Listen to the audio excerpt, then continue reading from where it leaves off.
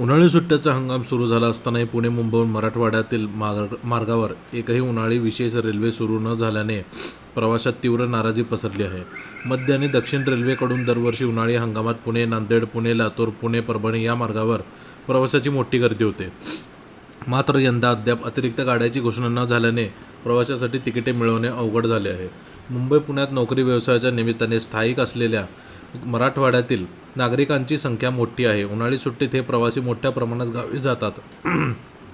तसेच मराठवाड्यातील नागरिक पर्यटनासाठी सुट्टीत जातात. त्यामुळे पुणे ते नांदेड दरम्यान धावणाऱ्या नियमित गाड्यांमध्ये वेटिंग लिस्ट लांबली असून जनरल व स्लीपर डब्यामध्ये क्षमतेपेक्षा अधिक प्रवासी प्रवास करत आहेत. रेल्वे प्रशासनाकडून मराठवाड्यासाठी विशेष गाड्या न सोडण्यामागे मार्गावरील ताण, फलाटांची कमतरता आणि क्षमता पूर्ण झाल्याची कारणे दिली जात आहेत. मात्र उत्तर भारताकडे मोठ्या प्रमाणावर विशेष गाड्या सोडल्या जात असताना पुणे मराठवाडा मार्गाकडे दुर्लक्ष होत आहे, असा आरोप मराठवाडा रेल्वे प्रवासी संघटनेने केला आहे.